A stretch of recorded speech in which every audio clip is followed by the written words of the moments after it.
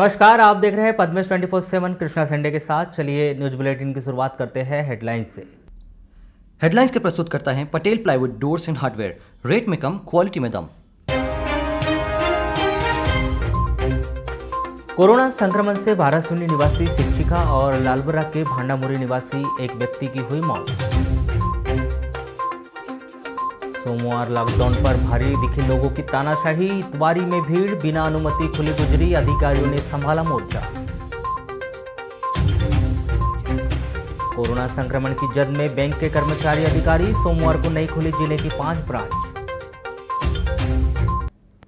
सोमवार को शिक्षक भर्ती अभ्यर्थी चयन प्रक्रिया सत्यापन के लिए जिले भर से पहुंचे अभ्यर्थियों को उस समय निराशा हुई जब कलेक्टर कार्यालय के बाहर एक सूचना चस्पा कर दी गई कि कोरोना वायरस के संक्रमण को देखते हुए सत्यापन प्रक्रिया आगामी दिनों के लिए टाल दी गई है। इस आदेश को पढ़कर सत्यापन प्रक्रिया में शामिल होने के लिए कलेक्टर कार्यालय पहुंचे अभ्यर्थियों में बहुत अधिक आक्रोश व्याप्त था। उन्होंने बताया कि वे बमुश्किल कलेक्टर कार्यालय पहुंचे हैं। यहां पहुंचने के बाद उन्हें जानकारी मिली कि सत्यापन प्रक्रिया रोक दी गई है।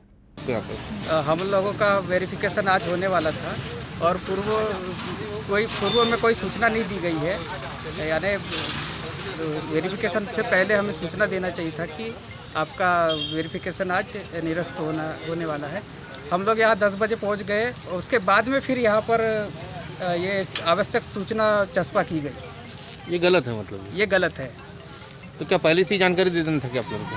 हाँ, हम लोगों को पहले से ही जानकारी दे देना था।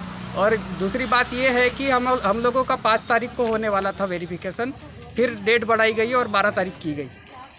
और हम लोग इसी प्रकार से परेशान हो रहे हैं।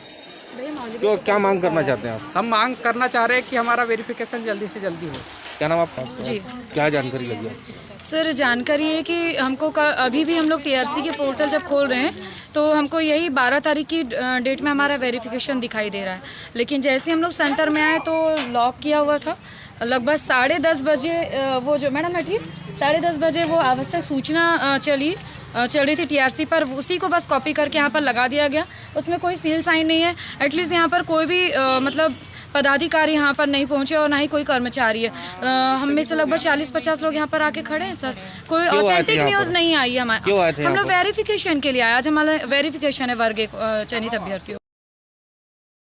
पोषण ट्रैकर ऐप के विरोध में प्रदेश भर के आंगनवाड़ी कार्यकर्ता सहायिकाओं ने रविवार से अनिश्चितकालीन हड़ताल शुरू कर दी है, जिसका असर बालाघाट नगर में भी देखने को मिला, जहां मध्य प्रदेश बुलंद नारी शक्ति आंगनवाड़ी कार्यकर्ता सहायिका संगठन के बैनर तले समस्त आंगनवाड़ी केंद्रों को बंद कर अनिश्चितकालीन हड़ताल शुरू कर दी गई है।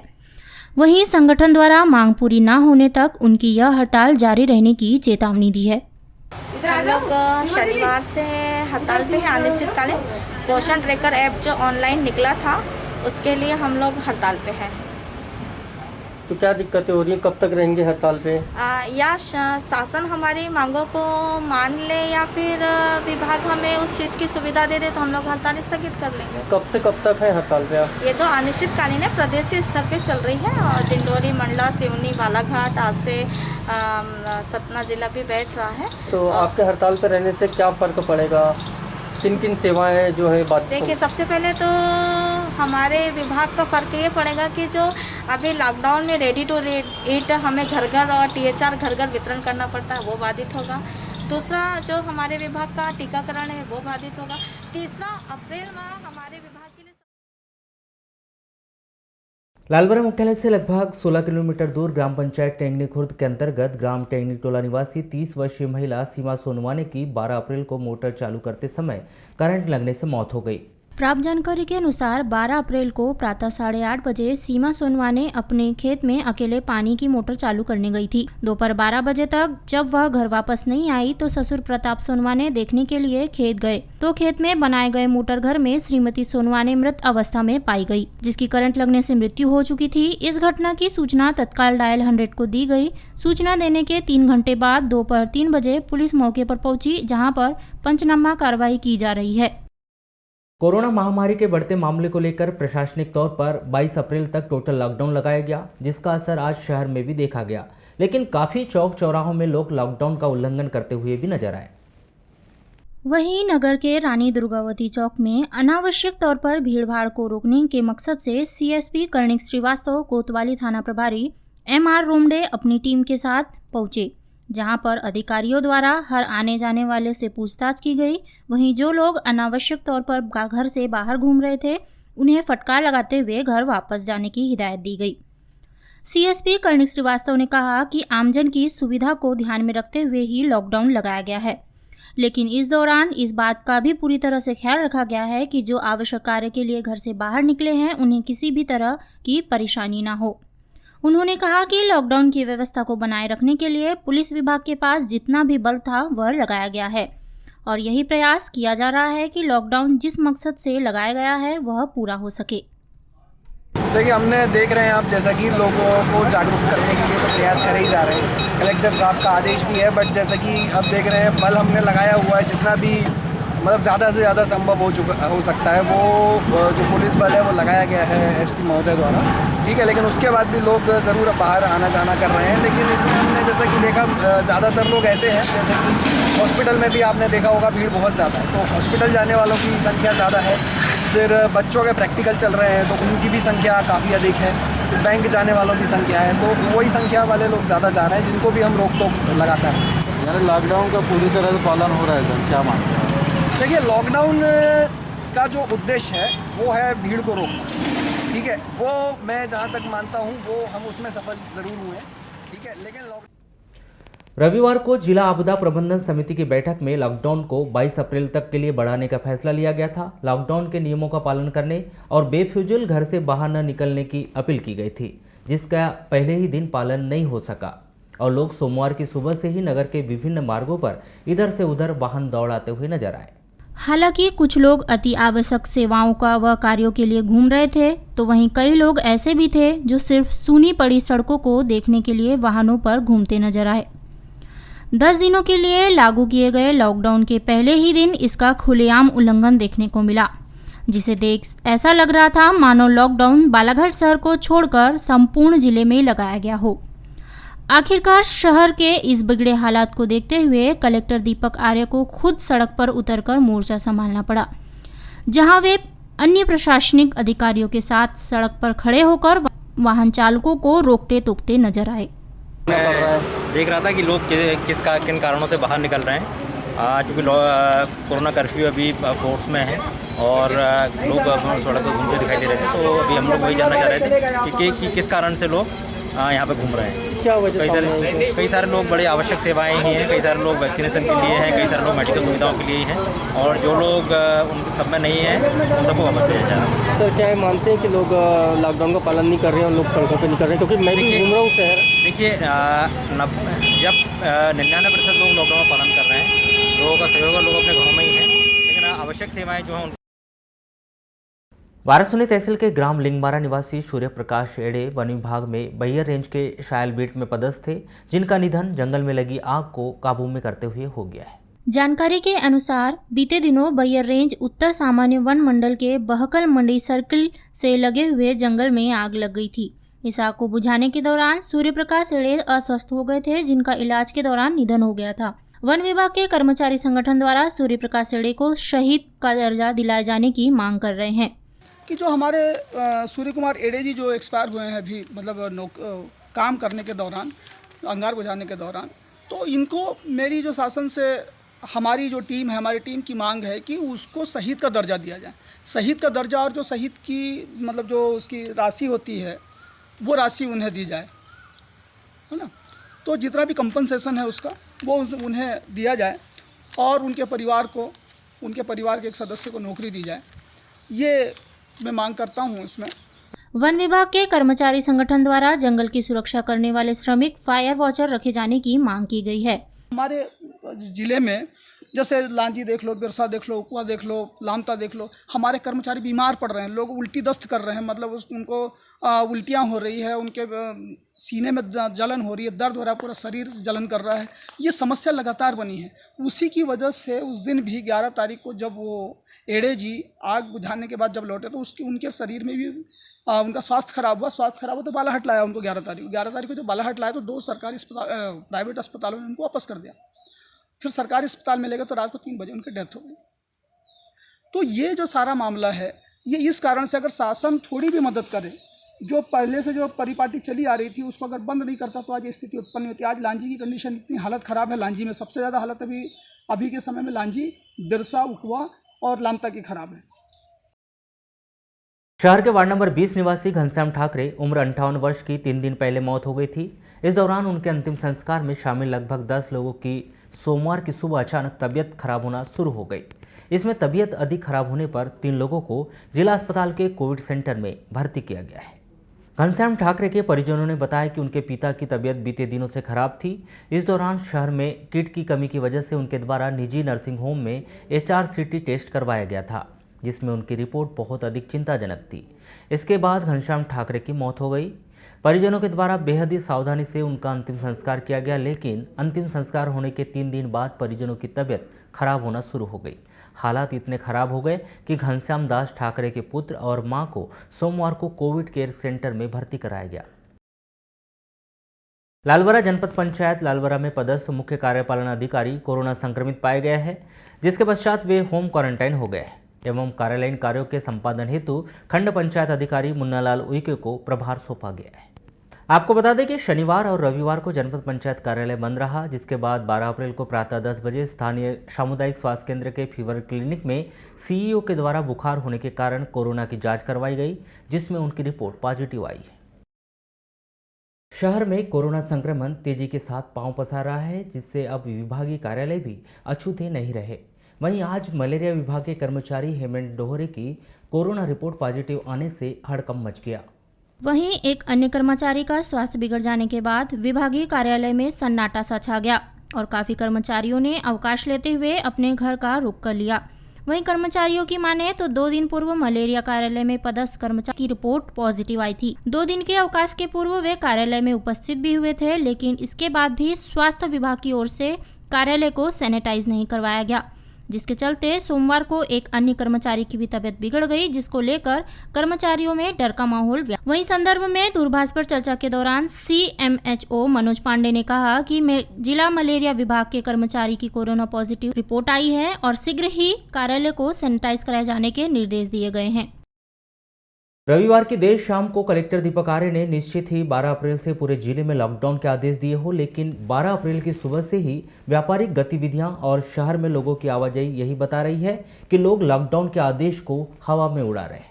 इतवारी बाजार में सुबह के समय सब्जी विक्रेता और खरीदारों की भारी भीड़ लग गई। जानकारी मिलने पर स्वयं रामबाबू देवांगन और अतिरिक्त पुलिस अधीक्षक गौतम सोलंकी ने मोर्चा संभाला। लोगों को हिदायत दी कि वे लॉकडाउन का पालन करें, वरना कार्यवाही की जाएगी। स्वयं सब्जी व्यापारी भी डरा हुआ महसूस कर रहे थे। उन्होंने प्रशासन से उचित व्यवस्था बनाने का आग्रह किया।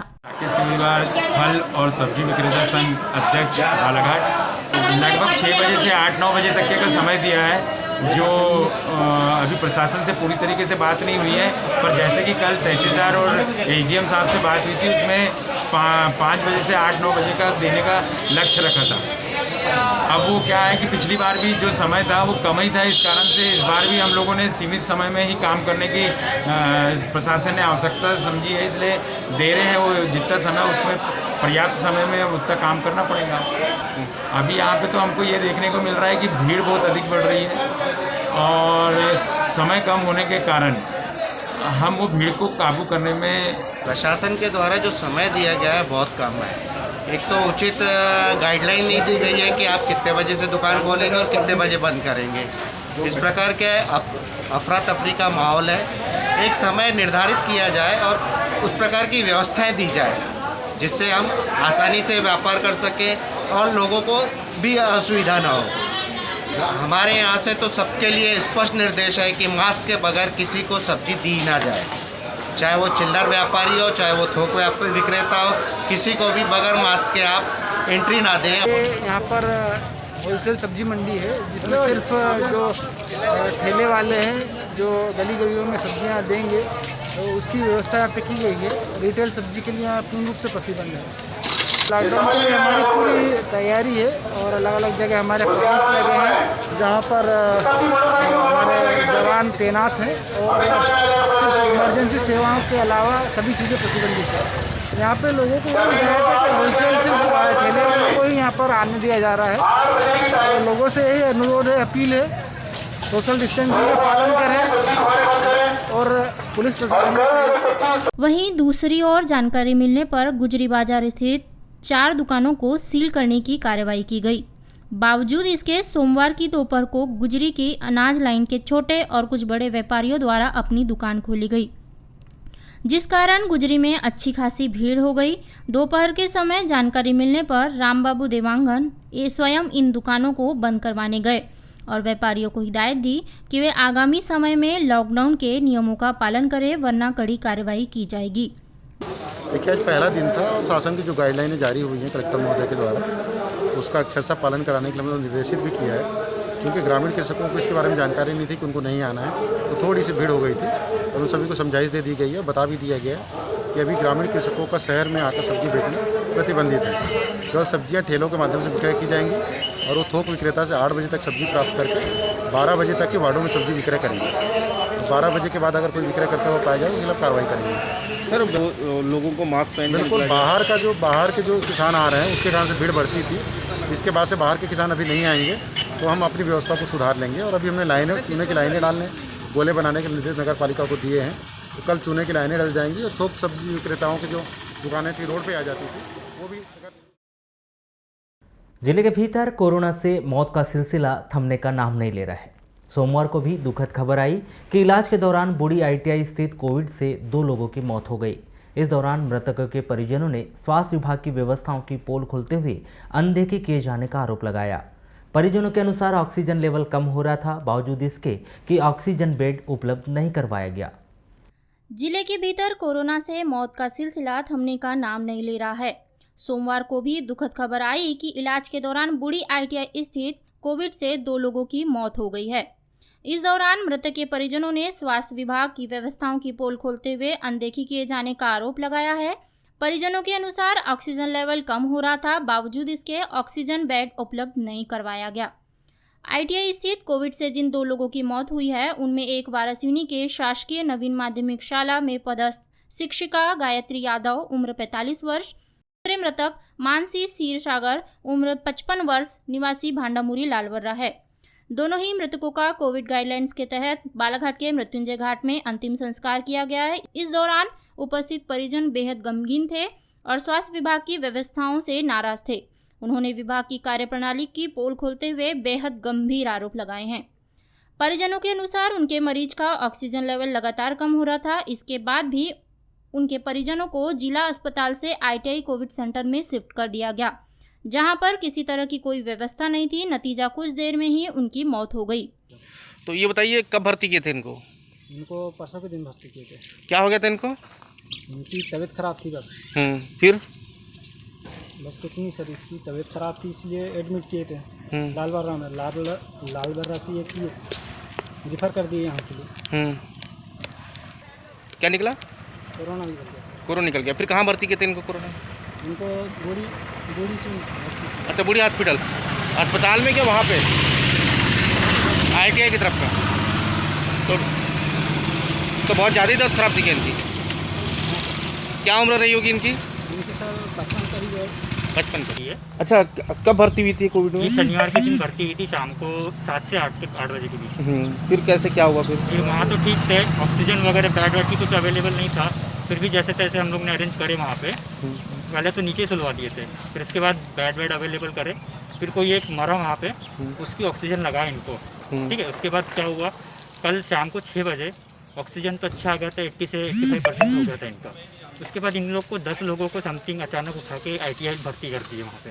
वहाँ भी कुछ अवेलेबल नहीं था, ना ऑक्सीजन ना बेड, कुछ नहीं। फिर वहाँ थोड़ा हम लोग ने चिल्ला करे, तब जाकर ऑक्सीजन अवेलेबल हुआ वहाँ। कहाँ पर भर्ती किए थे इनको? ये ITI में पीछे में है। हाँ। और डेथ कब हुई इनकी? इनकी डेथ हुई है रात में 11 सवा 11 बजे। अच्छा, क्या लग रहा है, उपचार सही हुआ था कि नहीं हुआ था? उपचार गलत हो रहा है, बहुत गलत हो रहा है यहाँ। कैसे गलत? ना बेड अवेलेबल हो पा रहा है, ना ढंग से ऑक्सीजन अवेलेबल हो पा रही है, ना ढंग से कोई केयर कर पा रहा है, ना डॉक्टर ढंग से बता पा रहे हैं यहाँ पे, ना बूढ़ी में बता पा रहे हैं, ना वहाँ बता पा रहे हैं। कहीं अवेलेबल, ना कुछ बता पा रहे ढंग से, ना वो लोग ना देखने देते हम लोग को, ना कुछ करने देते सर। तो आपने कभी इस चीज़ को बोले नहीं अधिकारियों से? सर अधिकारी को क्या बोलेंगे सर, वो थोड़ी ना सुन रहे हमारी बात सर। निश्चित ही मृतकों के परिजनों ने जिस तरह के गंभीर आरोप स्वास्थ्य विभाग की व्यवस्थाओं पर लगाए हैं, उससे कई सवाल खड़े हो रहे हैं। जल्द ही इन व्यवस्थाओं को बहाल नहीं किया गया तो आगामी दिनों में हालात और भी गंभीर हो सकते हैं। सोमवार को प्रशासन की टीम ने गुजरी चौक क्षेत्र में संचालित 4 दुकानों को सील कर दिया। अधिकारियों के द्वारा इसकी वजह बिना अनुमति के दुकान खोले जाना और दुकान में आवश्यकता से अधिक भीड़ होना बताया। जिन दुकानों को सील किया गया है उनमें वर्षा किराना स्टोर्स, मनोज किराना स्टोर्स, सिया किराना स्टोर्स और साजन दास किराना भंडार शामिल है। दूरभाष पर चर्चा के दौरान तहसीलदार रामबापू देवांगन ने बताया कि यह कार्रवाई मुख्य रूप से नगरपालिका के टीम के द्वारा की गई है। नगरपालिका से मिल रही जानकारी के अनुसार इन सभी 4 दुकान संचालकों के विरुद्ध एफआईआर की जाएगी।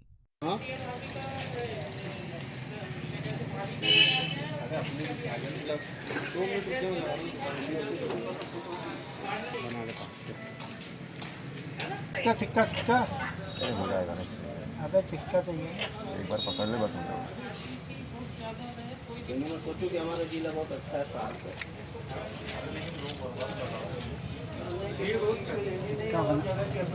चिक्का वाला चिक्का।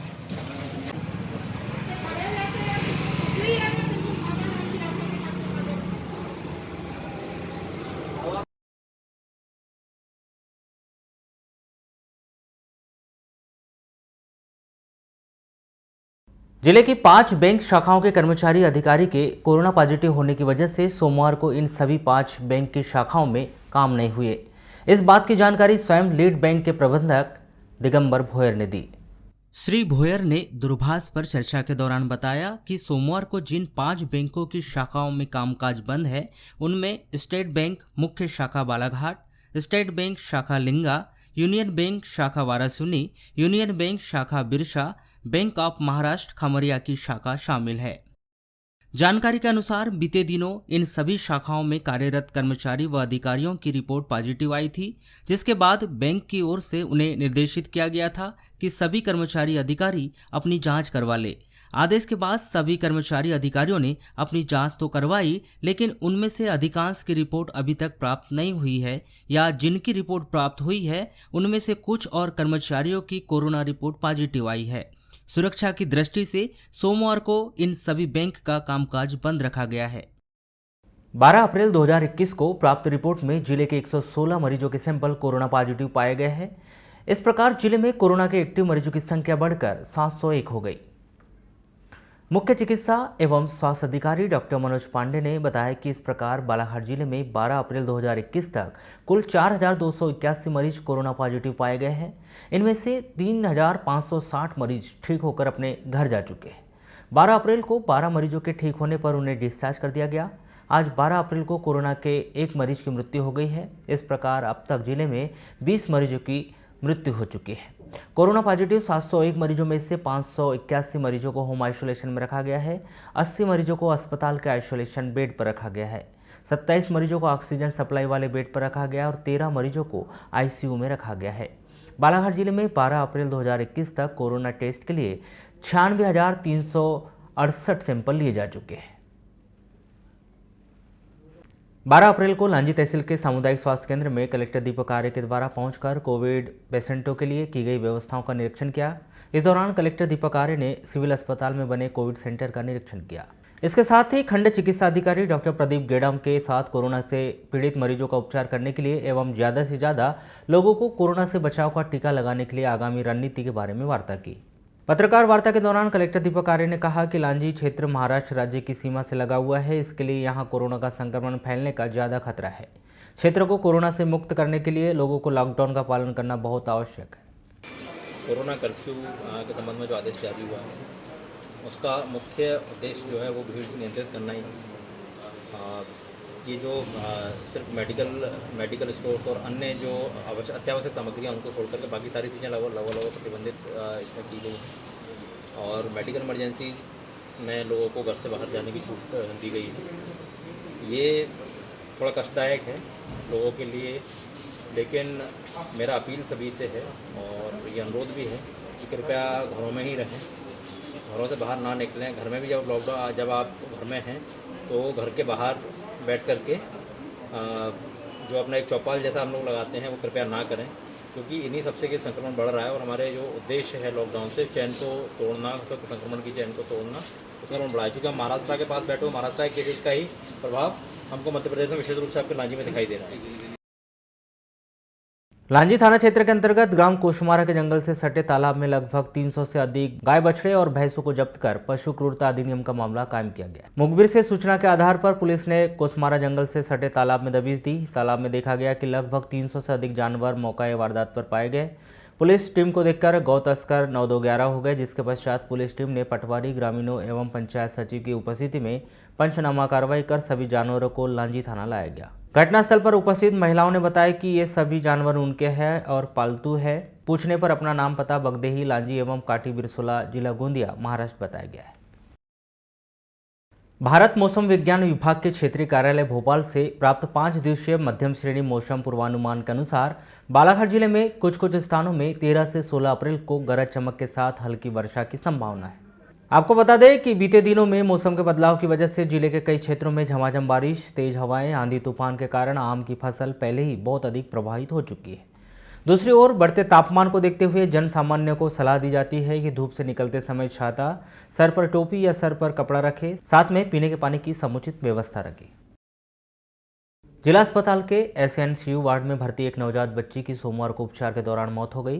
बताया जा रहा है कि SNCU वार्ड में भर्ती नवजात बच्ची की हालत बहुत नाजुक थी, जिसे किसी अज्ञात व्यक्ति के द्वारा लालबर्रा सेलवा जंगल के पास सूखे नहर में छोड़ दिया गया था, जिसकी सोमवार को उपचार के दौरान मौत हो गई। हालांकि उस नवजात बच्ची के माता पिता कौन है, इसकी जानकारी अब तक नहीं लग पाई है, जिसका लालबर्रा पुलिस के द्वारा पता लगाया जा रहा है। नवजात बच्ची की मौत होने की पुष्टि जिला बाल एवं शिशु रोग विशेषज्ञ डॉक्टर निलय जैन के द्वारा की गई है। मामले के संदर्भ में दूरभाष पर की गई चर्चा के दौरान डॉक्टर निलय जैन ने बताया कि जब बच्ची को वार्ड में भर्ती कराया गया तब उसकी हालत बहुत नाजुक थी, उसका वजन भी बहुत कम था, वहीं बच्ची ठीक से सांस नहीं ले पा रही थी, जिसने सोमवार को उपचार के दौरान दम तोड़ दिया। कोरोना संक्रमण से धीरे धीरे जिले के भीतर मौत का आंकड़ा बढ़ते जा रहा है। कोरोना संक्रमित मरीज की मौत के बाद उनके परिजनों को नियम के अनुसार डेड बॉडी नहीं दी जा रही है। ऐसे में उनके अंतिम संस्कारों के लिए नगरपालिका ने बीड़ा उठाया और अपनी निधि से सभी मृतकों के अंतिम संस्कार के लिए लकड़ी प्रदान की जा रही है।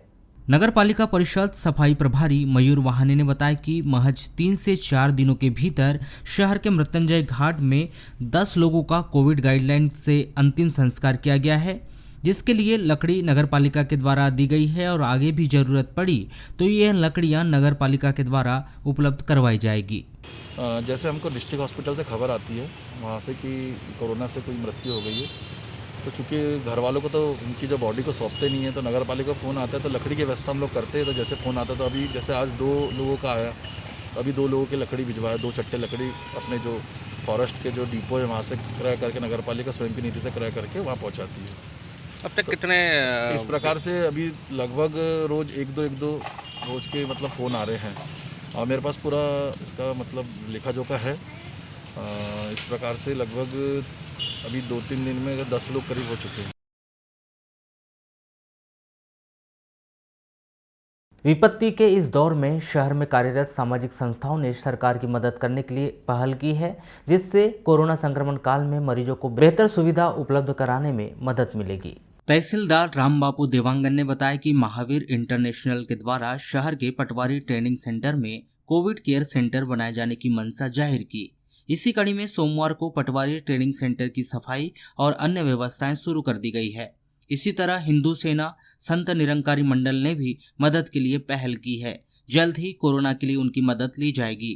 देखिए, कल इस संबंध में बहुत सारी विस्तृत जो योजना है उसके बारे में कलेक्टर महोदय ने सारी मीडिया की टीम को बताया है और आज उसी क्रम में जो कलेक्टर साहब ने बात की थी कि कुछ प्राइवेट जो इंस्टीट्यूशंस हैं या प्राइवेट संस्थाएं हैं या सोशल संस्थाएं हैं, वो अगर आगे आना चाहकर आकर कुछ बेड्स की व्यवस्था कर सकती हैं, कुछ हॉस्पिटल टाइप की स्थिति की व्यवस्था कर सकती है, तो उसको शुरू करने के हिसाब से जो पटवारी ट्रेनिंग सेंटर है वो जो महावीर इंटरनेशनल जो एक सोशल ऑर्गेनाइजेशन है, उसके माध्यम से हम वहाँ पर 50 बेड का जो अस्पताल केयर सेंटर अपन बोल सकते हैं उसको वहाँ पर प्रारंभ करने का प्रयास कर रहे हैं। और आज हमने वहाँ पर नगर पालिका के माध्यम साफ़ सफाई की है, वहाँ की बेड की व्यवस्था कर रहे हैं और अगले 2 दिनों में जैसे कि हमारी योजना है, मतलब 15 अप्रैल के आसपास वो हमारा सेंटर कोविड मरीजों के लिए चालू हो जाएगा, जिससे काफ़ी कुछ जो बोझ जिला अस्पताल की टीम पर पड़ रहा है वो काफ़ी हल्का हो जाएगा।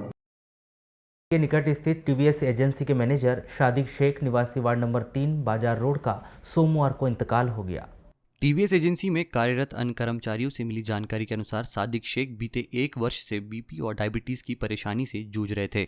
इस बीच 2 दिन पहले अचानक उनकी तबीयत खराब हुई। सोमवार को परिजनों द्वारा उन्हें शहर के कुछ निजी चिकित्सकों के पास इलाज के लिए ले जाया गया, लेकिन कोरोना संक्रमित काल देखते हुए निजी चिकित्सकों ने उन्हें पहले नेगेटिव रिपोर्ट लाने की सलाह दी। इलाज नहीं मिलने की वजह से उन्हें परिजनों द्वारा घर वापस ले जाया गया, जहां उनकी तबीयत और ज़्यादा खराब हो गई, जिस कारण उनका इंतकाल हो गया। टीवीएस एजेंसी के कर्मचारियों से मिली जानकारी के अनुसार 9 तारीख को रोजाना की तरह टीवीएस एजेंसी के मैनेजर सादिक शेख की उपस्थिति में कर्मचारियों ने टीवीएस एजेंसी बंद की थी। इस दौरान सादिक शेख की तबीयत पूर्व की तरह ठीक होने की जानकारी दी थी। सोमवार को बैयर चौकी स्थित कब्रिस्तान में परिजनों की उपस्थिति में अंतिम संस्कार किया गया।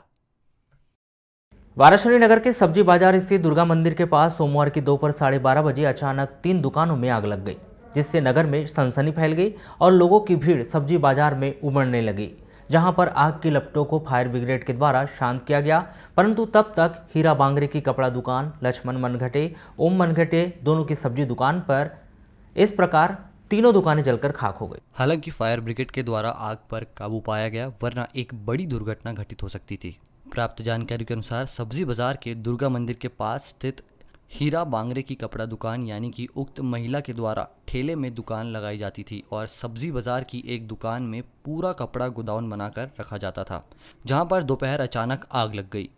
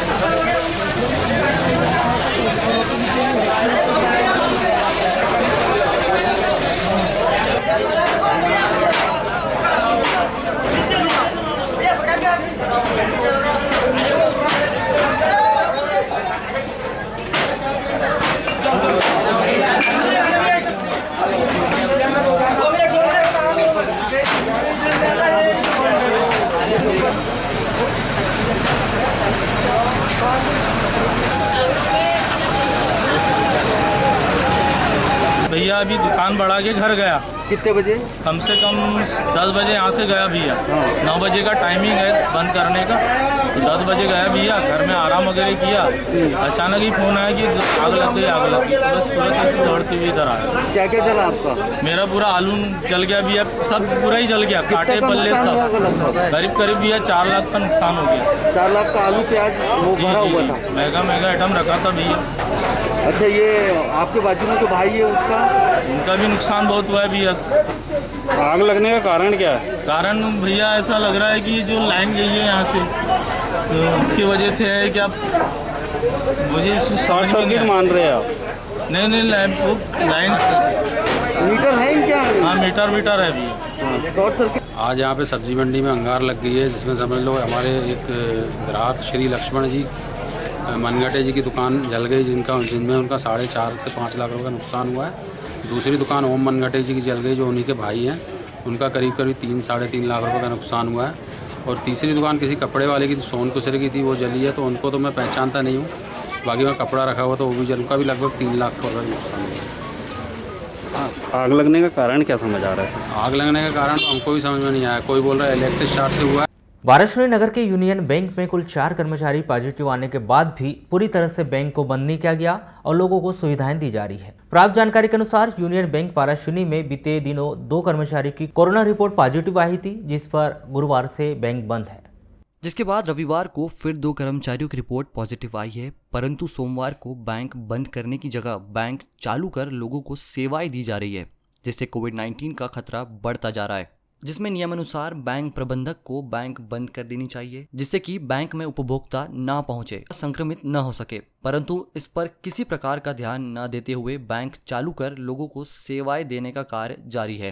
बैंकिंग काम पिछले 2 दिन से बंद रखे थे, कस्टमर सेवा, अतः कुछ अति आवश्यक कस्टमरों के लिए छोटे मोटे काम चालू रखे हैं और बैंक चालू है अभी। और 2 कोरोना पॉजिटिव स्टाफ आने के कारण 4 लोग हो चुके हैं, अतः छोटे मोटे काम के लिए बैंक चालू रखे। बाकी ऐसा कोई बड़ा भारी काम नहीं किया जा रहा? नहीं, भारी काम नहीं बंद।